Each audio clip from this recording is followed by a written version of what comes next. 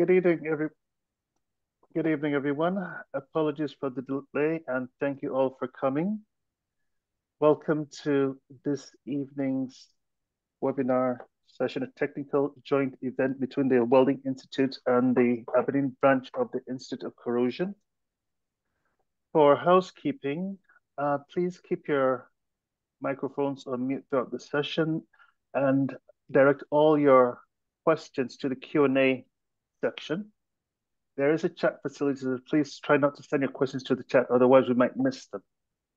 Thank you all for coming, and I will soon be handing over to the chairman of the TWI branch, Brian Bell, for a talk on the Northeast branch of the TWI. Over to you, Brian. Okay, can you click my slide? Good evening, everybody. I'm chairman of the North Scottish branch, which is Aberdeen based. There are three branches of TWI in Scotland: Glasgow, which is Scottish; North Scottish, which is in Aberdeen; and Highlands and Islands, which at the moment is not active. It's went non-active during the COVID, which I'll come to. So a warm welcome to everybody that's joined, ICorr, TWI, and anybody else. I think for everybody, many thanks for the support we've had over the last 3 years with COVID, especially. Kept the branches going, kept the TWI branch going, where a lot have had problems, some have failed. So thanks to everybody for the support. For those that don't know, North Scottish branch have a LinkedIn group now. There is a link there if you get the copy of the presentation. If not, search LinkedIn for North Scottish branch. Don't put TWI, just put North Scottish branch on LinkedIn, click the group tab, and you get a hit for North Scottish branch. We're very keen for anybody that wants to can join the group, and you will get all the notifications of meetings, etc. Currently, email for our branch is the TWI Professional Affairs Group at the Welding Institute at twi.co.uk. We will be going live with branches-specific emails later in this year. They've had a few technical problems rolling them out because of Microsoft 365 issues. So it will, at the moment, you will have to contact the Welding Institute at twi.co.uk. Our events will all be posted on TWI North Scottish and TWI events web pages, which are both searchable, and members of TWI will still get emails with a link to the registration. Next page. For any non-member, including members of ICorr, who are interested in joining our committee, we're looking for new members. We've got a new good active member very recently, but we're still looking for members, particularly to diversify our membership of the committee a bit. So if you're interested, you can contact us. We can give an associate membership of the Welding Institute, which gets you a lot of open access to some of their things, just to try it out for a year. So if you're interested and want to join the committee, for the right people, we will give an associate membership for free. I've already said the current email is to the TWI Professional Affairs Group. Keep checking the website's TWI North Scottish webpage for when the new mail is activated. The branch LinkedIn will also be posted there when we get it done. Okay. Our next meeting, move things forward quickly, is 26th of October. It's Amir Shirzadi on recent advances in diffusion bonding. If you're like me, that knows very little about diffusion bonding, having been a welding engineer for so long, it's going to be a very interesting presentation. All are welcome, not just TWI members, all people are welcome. TWI members will be notified how to register through emails, but all are welcome, as I say, and may note it will be posted on the TWI North Scottish and the North Scottish branch LinkedIn, as well as TWI events. The other big news this year, the branch is reinstating the black tie dinner, which was very successful up to the start of the pandemic. on the 17th of November. If you're interested in hosting a table, please contact anybody on the committee or use the email I've just already said. The organisers for the dinner are Bryn Roberts, who's at Rosen, or Ross Jackson, who's at Wood PLC. So they will be very pleased if anybody is interested. We are getting a good response, so the dinner is definitely live, and it's on the 17th of November, which is a Friday. It is a black tie dinner, so back to the formal black tie dinners. So that's all I have to say, and apart from reiterating, thank you everybody for joining and for your support. Over to you, CG. Thank you, Brian. So just a quick couple of points from the Aberdeen branch of the Institute of Corrosion. We would like to welcome you all to attending this evening's event. In front of us is the current composition of our executive committee, of which I am humbly serving as the branch chairperson. We have a vacancy, as you can see, but we do have nominations we're currently considering for the position. Nevertheless, if you are interested in serving on the executive committee of the branch, please get in touch with us and we will definitely have a chat. We'd also like to say thank you to our sponsors, both at the branch level and at the national level. And if your company is currently a sponsor or is interested in sponsoring the branch, please get in touch with us and we can have a fuller conversation about it. Information is also available on the ICorr website.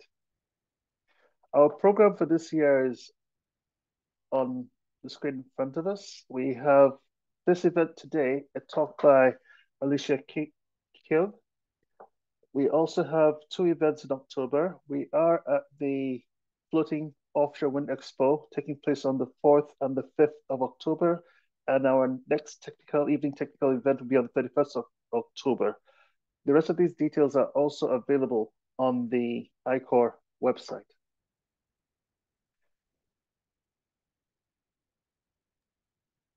CG, is the October meeting online or face-to-face or hybrid?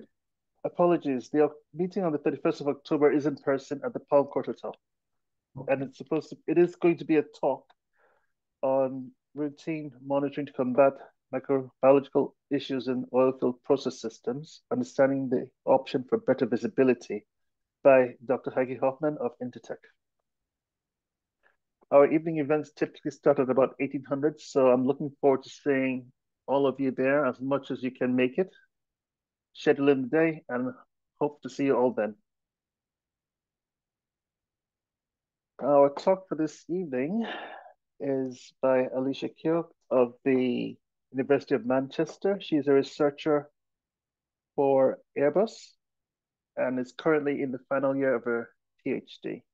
She has a bachelor's and master's degree in material science and engineering from the University of Sheffield and has had previous work experience in heat treatment and in manufacturing. So without much further ado, I would hand you over to Alicia to give us her talk for this evening. Over to you, Alicia. Cool, thanks. I'll just share my screen.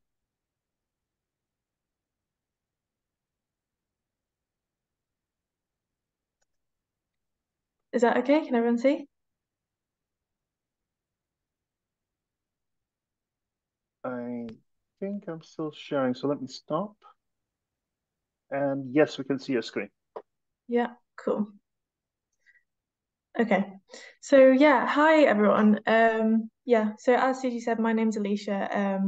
So yeah, just wanted to say thanks to everyone for being here and giving me the opportunity to speak. So yeah, I'll just get straight into it. So my talk is going to be about what I'm sort of looking into for my PhD project, which is the effect of agent temperature on the localized corrosion and atmospheric stress corrosion cracking of 15.5 pH stainless steel. So I'll go through things in quite a systematic way. So I'll give a bit of an introduction to the project for some context. And then I'll talk about the aims and objectives of the project and about my specific material and heat treatments that I've used. And then I'll go through the experimental techniques that I've utilized in my research. Then I'll and then sort of go through the results that I've obtained from those. And then finally, I'll wrap it up and talk and give a sort of summary and talk about the conclusions that I've been able to draw from them. So starting with a bit of a background or introduction. So yeah, my project is centered around 15.5 pH stainless steel, which is an example of a Mar-aging stainless steel. So these sort of steels get their name because their microstructure is basically a martensitic one that's aged. And I'll go into a bit more detail on that later on. So yeah, these steels are used in a wide range of industries, so like oil and gas, aerospace, things like that, and that's because they've got really desirable mechanical properties. So like high strength, whilst maintaining good ductility, and they also have reasonable like general corrosion resistance. So yeah, just to explain a bit more about how these desirable properties are obtained. So I'll talk a bit about the general heat treatments that these type of steels require to get these desirable properties. So yeah, these steels use a two-stage heat treatment. The first is a solution treatment, which is done at high temperature, where upon quenching, you get this sort of lath martensitic microstructure that's arranged within pyroaustenite grain boundaries. And the second, you also might get some small amounts of retained austenite as well in the solution treatment. And then the second one is the aging treatment. And that's where we start introducing these desirable mechanical properties. So within this treatment, we get intermetallic precipitates that are created, and they contribute to precipitation hardening. And they can also be tailored depending on the alloy and elements used and the length of time or temperature that the heat treatment is done at. And then with this heat treatment, we might also get some austenite reversion or carbide formation as well, again, depending on the temperatures used. So despite these like really good mechanical properties, these steels can also be susceptible to localized corrosion in certain types of conditions in service. And that can be in the form of things like pitting or crevice corrosion, which can be a precursor to things like stress corrosion cracking when you achieve sort of a steady rate of localized corrosion. And then also hydrogen embrittlement as well, which can be related to hydrogen uptake within the pit, which obviously causes loss in ductility, fracture toughness, and ultimately catastrophic failure. And essentially, the effect of the microstructure on these sort of processes is not fully or completely understood.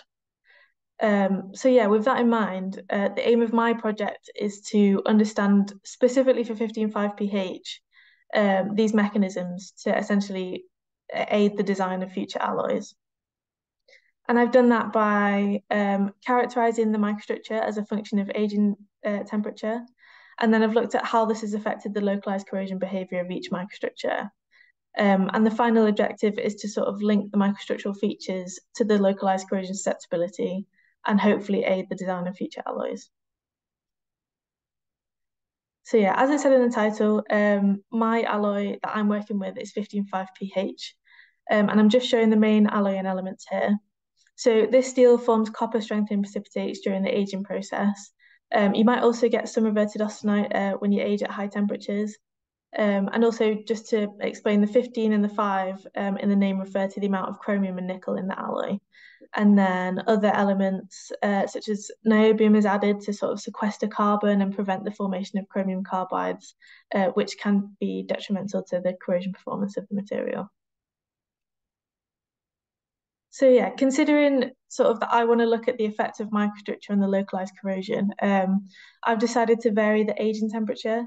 So I've used 3 different aging temperatures. So I've used 450 degrees Celsius, 540 and 650, which sort of represent an underage, peak aged and overage setting of how this alloy might be used in service. So yeah, I wanted to keep the temperatures within sort of the alloy's usable range, but vary it enough so that effects between each microstructure can be noticed. So yeah, just to talk about a few of the experimental techniques that I've used. So yeah, keeping the aim of in mind of like understanding how the microstructure affects the localized corrosion behavior. In terms of experiments, I've used like a wide range of techniques to look at different aspects of the material and its behavior, and then sort of with the aim of bringing it all together for the final answers. So yeah, starting off with characterization, I've used different techniques which have sort of given me information about how the microstructures change with age and temperature. So I've done some mechanical testing, so tensile tests and hardness tests. And then I've also done XRD, which has allowed me to look at the change in austenite content with each age and temperature. And then finally, I've used electron microscopy. So SEM was used to analyze the surface of the samples post-testing when I've done some corrosion experiments. But TEM was also used as the microstructure in this material is so fine that it's really quite difficult to see anything using an SEM. So I've used a TEM for that as well. And then I've looked at the localized corrosion performance of each microstructure. So I've done some potential dynamic polarization to look at the pitting susceptibility. And then I've done some DLEPR testing, which I'll explain a bit more about later. But that allowed me to look at the sort of integrity of the passive film with relation to the pitting susceptibility. And then also electrochemical noise. And I've done that by sort of directly comparing two different microstructures within the same experiment. And then finally, to link pit initiation to the pit to crack transition, I've done some atmospheric cracking experiments, essentially using 4-point bends and magnesium chloride salt droplets, which I've left in a humid environment. And then I've left them for a while and characterized the extent of corrosion after the test. So yeah, I'll go through some of the results now. So first of all, I'll talk about the austenite content. So we can see from the XRD data that the austenite content is quite low for the lower temperature aging treatments. And then we got this dramatic increase for the 650 degree microstructure. And then from the EBSD images, we can see that the red areas are where we get the martensitic laths, and then the blue represents the reverted austenite. And you can sort of see that it's nucleated mainly along sort of lath boundaries or prior austenite grain boundaries in the 650 degree microstructure. Unfortunately, it's not actually been picked up in the lower aging temperatures, but it's probably because it's too thin to actually be indexed by EBSD. But the point of this is that the austenite content is going to have an effect of the mechanical properties of each microstructure and possibly even on the corrosion resistance as well. So in terms of mechanical properties, we can see that the hardness is as well decreased with an increase in age and temperature.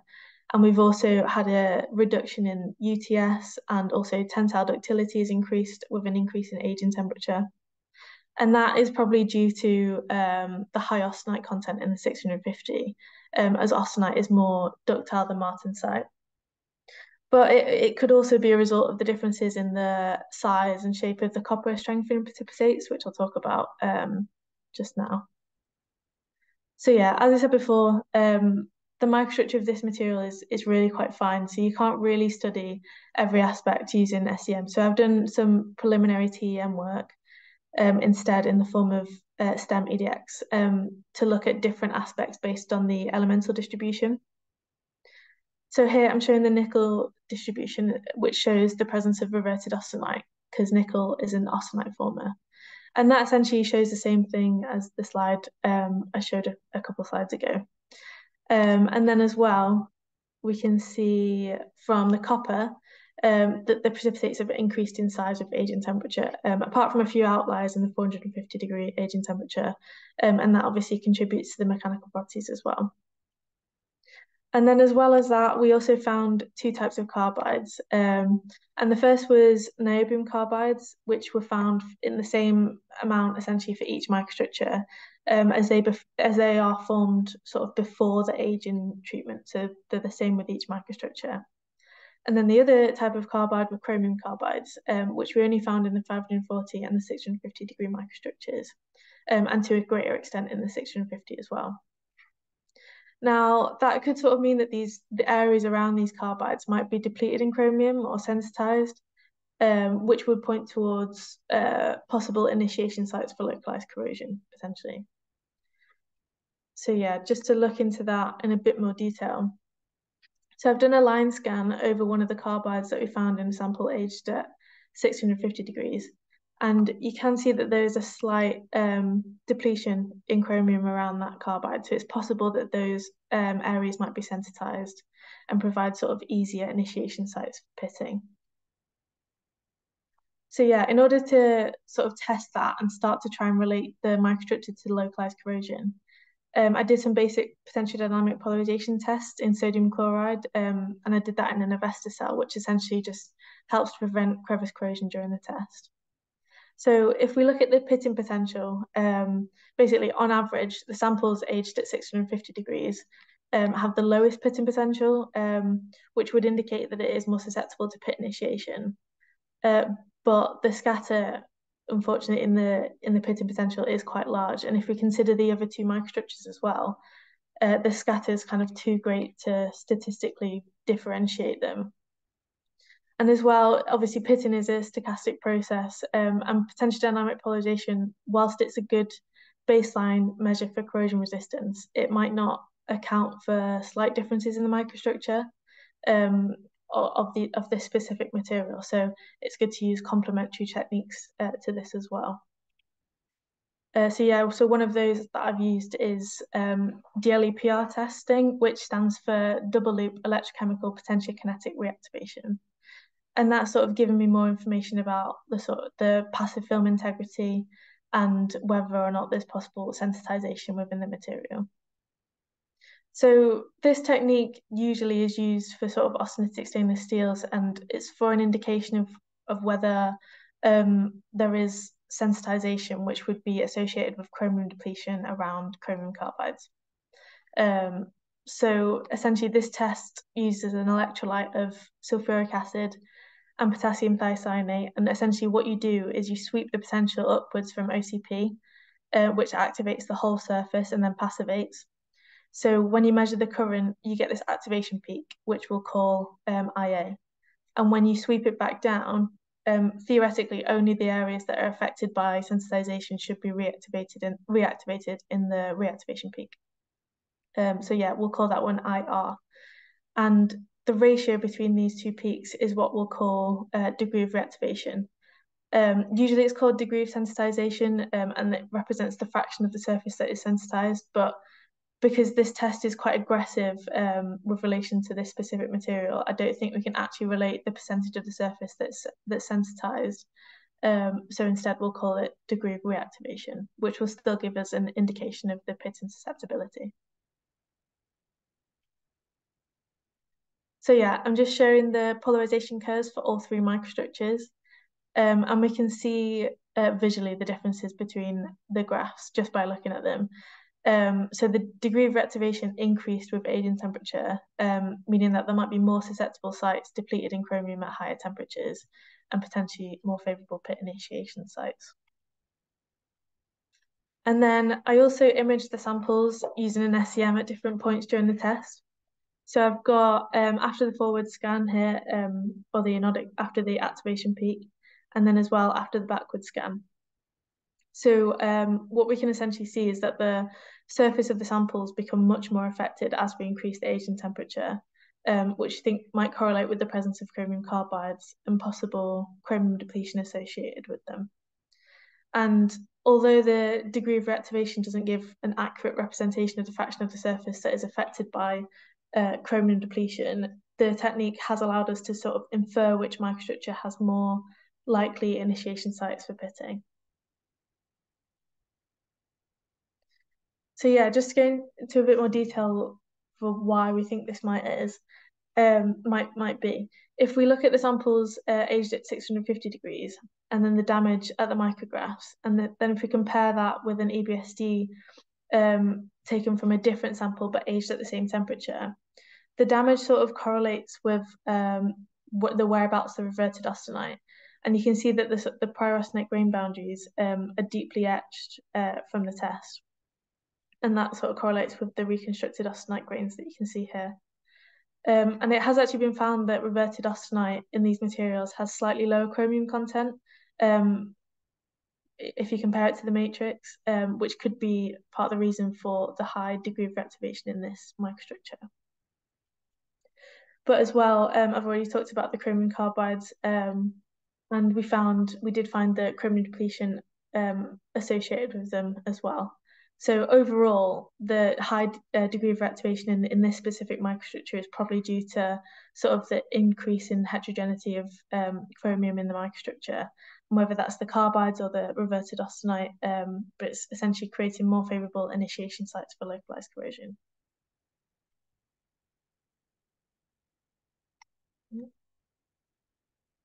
There we go.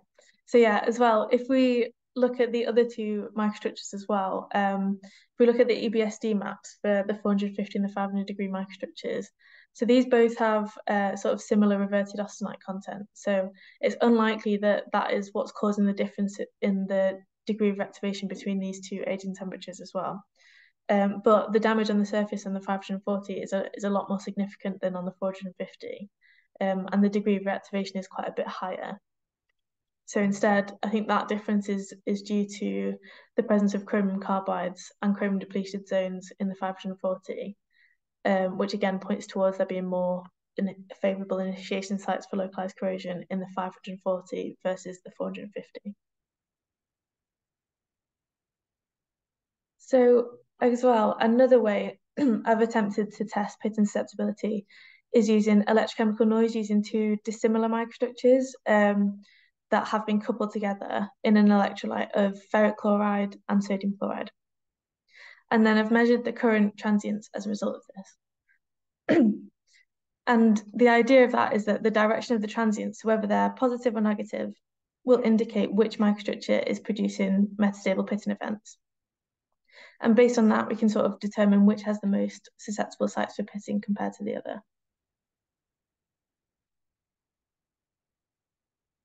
So yeah, just to show an example of that here. So I've got the 450 and the 650 degree microstructures coupled together.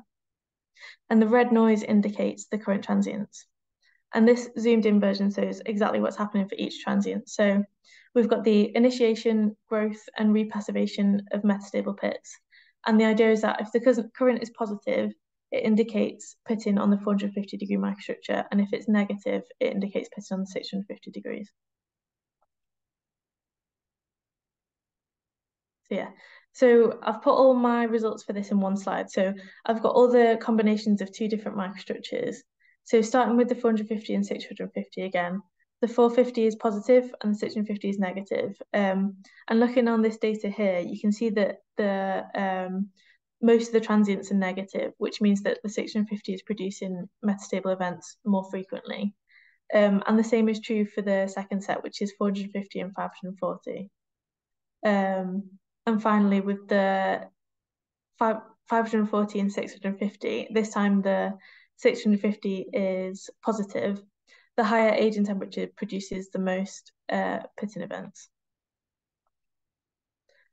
I think my computer's frozen. Can people still hear me? Yes. Yes, we can still hear you. Okay, just give it a sec. I think because this slide has a lot of data on it, it struggles when I skip it.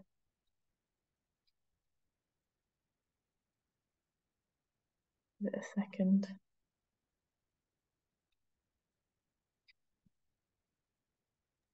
That's fine. While we're waiting for your computer to unfreeze, we did have one question come in. I'll just use this interlude to ask a question. So the question goes, and it's from Dr. Yudengao. Can I ask why the temperature ranges, that is the three temperatures, were selected in this study? Yeah, so I looked at these temperatures because they're not far off what would actually be used as a heat treatment for this alloy in service. But then I also wanted to vary them enough so I'd get significant differences in the microstructure, so I'd be able to sort of pinpoint exactly what's causing the differences in the corrosion susceptibility. All right, thank you for that, Alicia. Back No. online? Let me see if I can escape and then just skip the slide.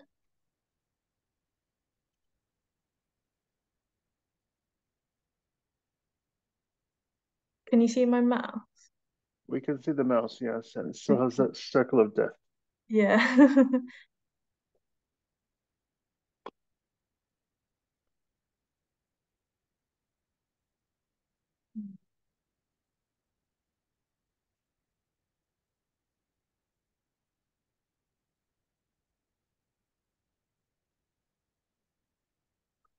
You could try stopping the screen share, killing it, bringing it back up, and then resuming. That might be faster. Yeah, that's a good shot. 1 second. Stop share.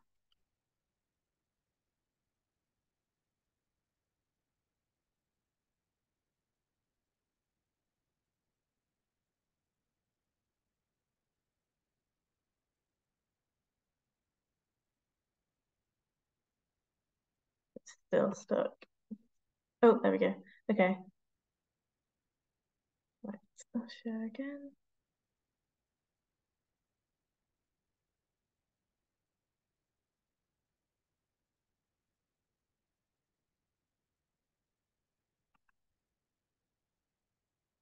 Okay, there we go. Sorry about that. Cool.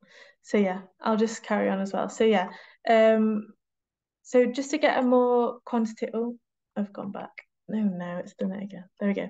So yeah, to get a more quantitative view of this data, I separated the transients into positive and negative events. And then I did a frequency analysis of that to sort of check which sample is pitting more frequently. And then I'm just showing the results of that here. So in each case, when I've coupled two microstructures together, the highest temperature agent treatment produces more metastable pitting events, which in this case is a 650. And I think based on that, it's more likely to develop stable pits. So yeah, overall, based on the electrochemical experiments I've done so far, or I've shown so far, it's thought at this stage that the likely pit initiation susceptibility increases with aging temperatures. Let me just get my laser pointer. With the samples aged at 650 being the most susceptible to pitting. So yeah, now that we've looked at pitting behaviour, and we sort of have an idea of which microstructure might be more susceptible to pitting, it makes sense to sort of find a link between pitting behaviour and the cracking, and the pit to crack transition, and how the microstructure affects that. Obviously, since pits can be a precursor to cracking. And that's what I've tried to do with these atmospheric cracking experiments. So essentially what I've done is I've taken samples either with applied stress using 4-point bends or without, and then put magnesium chloride salt droplets on them and left them in environments with different relative humidities for a length of time. And then after the test, I've cleaned them up and put them under the SEM to sort of characterize the corrosion behavior. So yeah, starting with some samples that I tested without stress. I tested some samples with droplets with a different initial chloride concentrations, which varied from 0.01 molar to 1 molar. And they were all placed at the same relative humidity. So essentially the droplets all became the same concentration during the test, but they ended up being different sizes. So I was effectively testing the effective area. So after the test and after cleaning the sample, I measured the area of corrosion that I found on the surface. So obviously, as we increased chloride concentration, we got a greater extent of corrosion. But then we also saw a difference between the three microstructures, in that the 650 nearly always produced the largest area of corrosion on the surface, and the 450 always produced the smallest, or nearly always produced the smallest. And that kind of points towards pit initiation time, in that the 650 degree microstructure produces a pit earlier on in the test, so it can grow quicker, and then vice versa for the lower aging temperatures. So then I looked at some unstressed samples, but using 1 molar magnesium chloride salt droplets, using a humidity that kept these droplets at the same size during the test. And that was sort of with the aim of using different concentrations with the same method in the future, so I can test the effect of concentration and see if the samples will pit or not. So with these particular tests, I didn't necessarily see a difference in the pit size with aging temperature. But obviously so far I've only looked at how the samples look on the surface and haven't really factored in what's going on underneath at this stage. But what was interesting is that we saw this etching effect in every case. So in every case that I tested, we have the pit which sort of occurred near the edge of the droplet, which is, I've indicated it with this line here. And then etching happens sort of towards the edge rather than towards the inside of the droplet. And a possible explanation of that is that the fact that there'll be slightly higher pH near the edge of the droplet, whilst in the middle there's this sort of low, we've got low cathodic activity and low oxygen, things like that. So that means the potential is probably higher near the edge. So that's where the pit is more likely to get going. And then when metal cations are created within the pit, they'll migrate towards the cathode, which is towards the edge of the droplet, which in turn causes sort of local acidification, and we get this etching effect in the area that I've shown, which is just quite interesting. So yeah, then I tested some samples with stress, so using 4-point bends. And just to quickly go over again what I did. So the samples were placed in 4-point bend jigs and then stressed to 80% of the yield strength of the 540-degree sample. And then I put them in an oven at 50 degrees Celsius with a relative humidity of 30% and left them for either 5 or 10 days. And then I took them out and carefully unloaded them, cleaned them up and got rid of any of the corrosion products so I could see what was on the surface. And then finally, I was able to look at the extent of the corrosion on each sample using an SEM.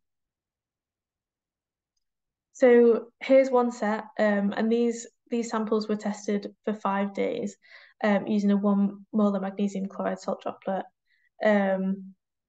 So after 5 days, we did get cracking in both the 450 and 540 degree samples, but not in the 650. And in this case, the extent of cracking was stress corrosion cracking was higher in the 540 degree microstructure, but we saw less corrosion on the 450, but it still resulted in a crack. I know it's very fine and quite difficult to see, but there is a crack there. So yeah, as well, looking for the cracking for the same sort of conditions, but after a 10-day test, you can see that the 450 has a sort of huge crack as a result of one pit here, whilst the 540 has a much smaller crack as a result of a pit. And again, the 650 shows no evidence of cracking, but just a large area of corrosion.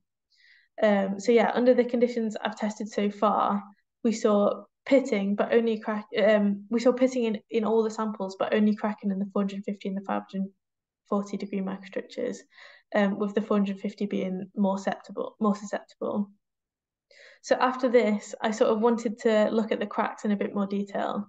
So I cross-sectioned the samples in the area that I've shown here, which is quite close to the pit, and then polished them so I could see the crack under the surface. And I'm just showing that here. So I imaged the crack and did some EBSD, and then I reconstructed the pyroaustenite grain boundary so I could sort of see how the cracks were propagating through the materials. And essentially what I found was that the crack in the 450 had this long, thin crack, which I've highlighted here because it's so difficult to see. But essentially this crack was entirely intergranular, happening like mostly along pyroaustenite grain boundaries. And that could point towards the fact that the 450 might just have a high mechanical driving force for cracking due to sort of higher stress gradients ahead of the crack tip. Or it could be a possible hydrogen embrittlement mechanism.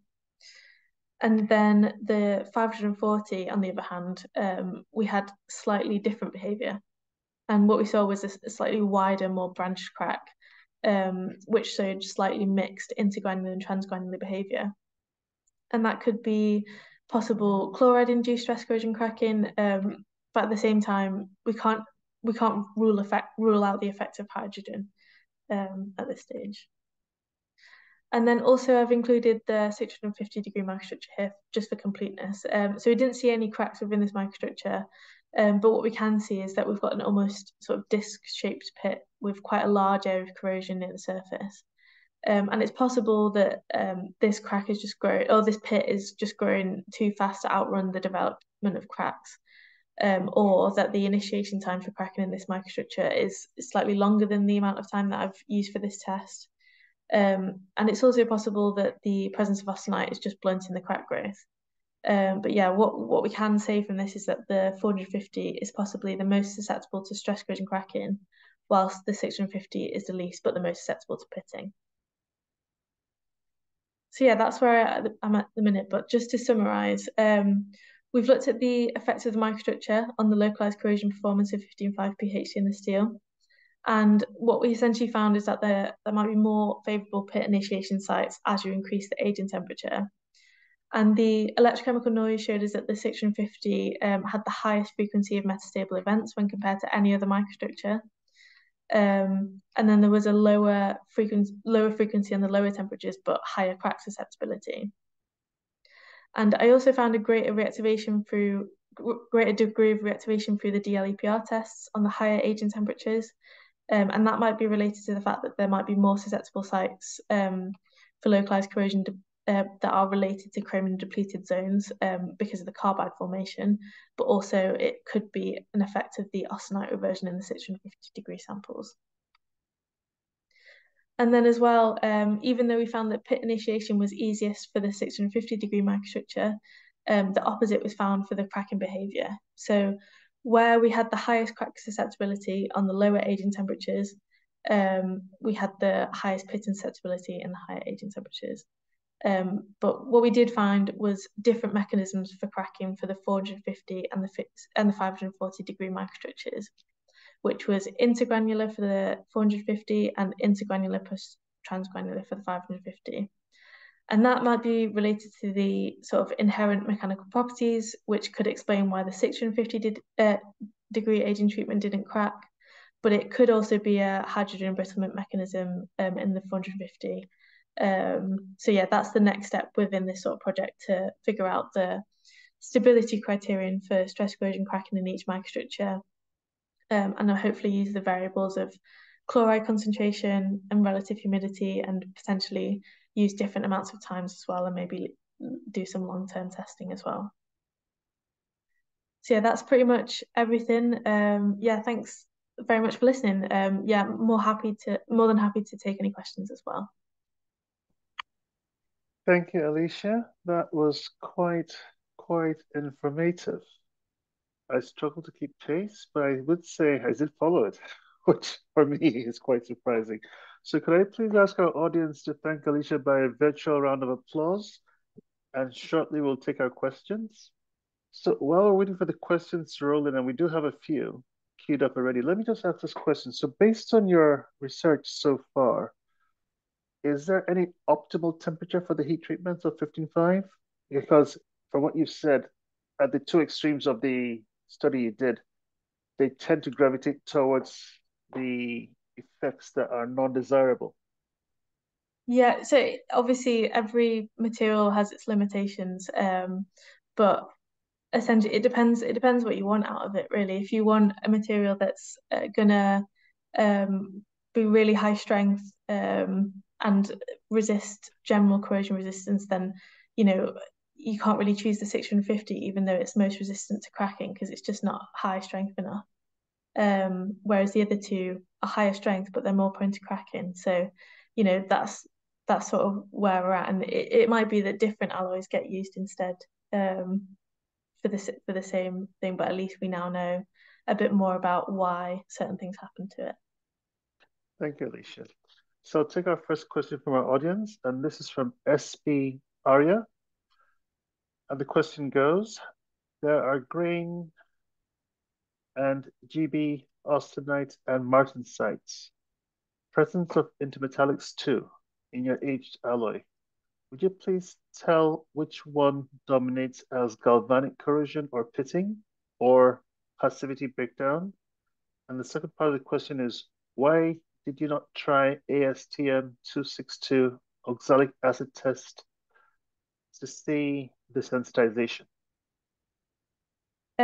So the first part of the question, it's got a lot going on in the microstructure. I think in terms of passivity breakdown, it's the areas that are chromium depleted that's causing that and causing the pit initiation to happen. So in the higher temperature aging treatments, it's the fact that you get those chromium carbides associated with chromium depletion, or the chromium depletion is associated with the carbides. And then also it's possible that the lower austenite content in the reverted lower chromium content in the reverted austenite is sort of creating more favorable initiation sites for pitting. And then with the oxalic acid test, yeah, I've not actually looked into that. So I don't know if you want to turn your mic on to discuss it a little bit, or Okay. Aspira, can you please turn on your mic, please?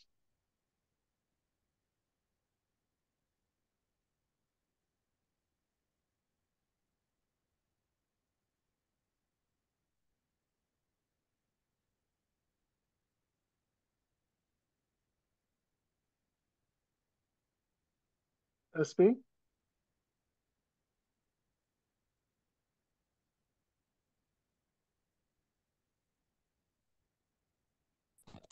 Hello. Go ahead.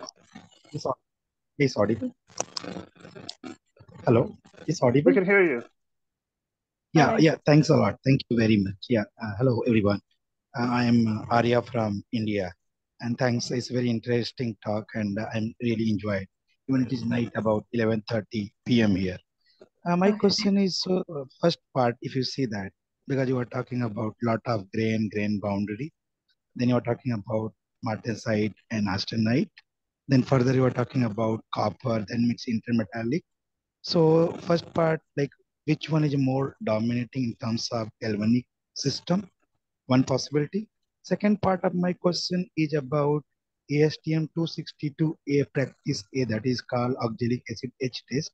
If you do this etching test, you will get the very good grain boundary attack actually. And when you do the optical microscopy after this etching test. So that will be better to understand. But I'm very interested about your intermetallic part because copper is very dominating. Which one is a cathodic system or anodic system when intermetallic is there? What is any possibility? Are you can just throw some lights? So for the first part, I think that the dominant feature in the microstructure that is causing the differences in pitting susceptibility is the chromium carbides. And then with the oxalic acid test, I think, to be honest, if I could do that as it's a valid test, but because the microstructure is so fine, it would be difficult to pinpoint exactly what's going on when I looked at it under a optical microscope, if that makes sense.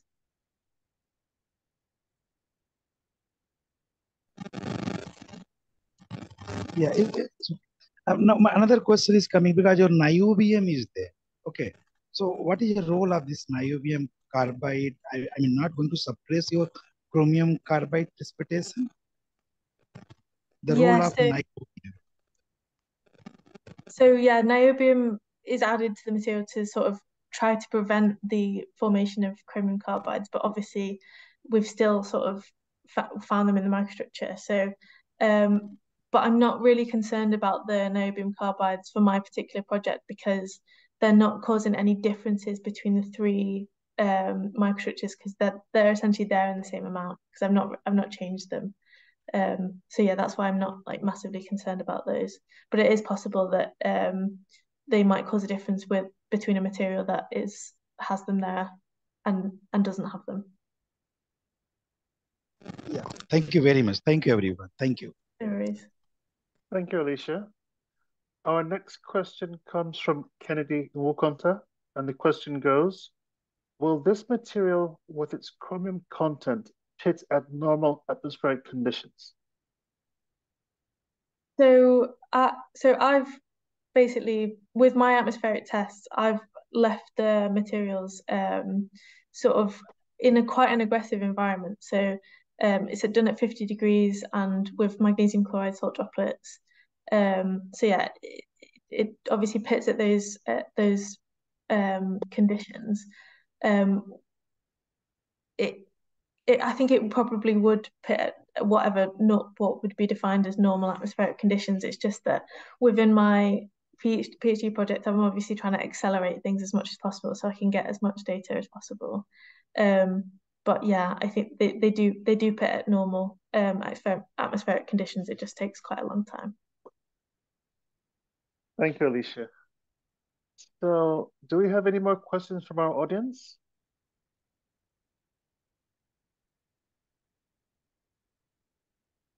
We've just got one question come in, and this is also from Dr. Yunungao, and the question goes, are there any theoretical modeling work done to correlate the physical lab examination results? Not at this stage. To be honest, I don't think there's enough experimental data to sort of correlate to any sort of modeling work. But that could be sort of a future avenue that this could take after I finish my PhD. Okay, one more question, and this is from Shavran Curry. And the question goes, is there any benefit of using ZRA when compared to potentiostatic techniques to determine metastable pitting? So yeah, so not necessarily. So I'm also at the minute doing some potentiostatic techniques to also sort of complement the electrochemical noise stuff that I've already done.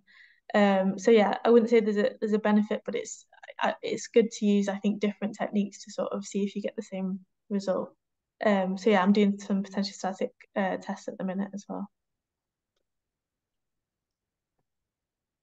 Thank you. So I take it that from your perspective, both using the ZRA and the potentiostatic techniques would produce similar results or comparable results. Yeah, it obviously the potentiostatic testing that I've done so far is not as extensive as the ZRA technique that I've shown here. But yeah, I do get sort of more frequent events for the higher temperature agent treatments when tested on their own using a potentiostatic technique as well. All right. Thank you so much for that. In the absence of any more questions, could we give Alicia a virtual round of applause for a very fantastic presentation tonight? And just to say thank you, Alicia, for having us. And we look forward to hearing more of your results in the future. Nice one. Thanks so much for having me. So thank you everyone for attending. Our next corrosion branch meeting will be on the 31st of October, but before then, we will be exhibiting at the Floating Offshore Wind Expo at the P&J Live on the 4th and the 5th of October. Have a wonderful evening and enjoy your day. Goodbye, everyone. Yeah. Thank you very much. Next Thank you. presentation is the 26th of October, and it will be published on the TWI North Scottish website, and members will get the usual emails. And I would like to echo what CG said to Alicia. That was an excellent presentation. Thank you very much. Thanks so much.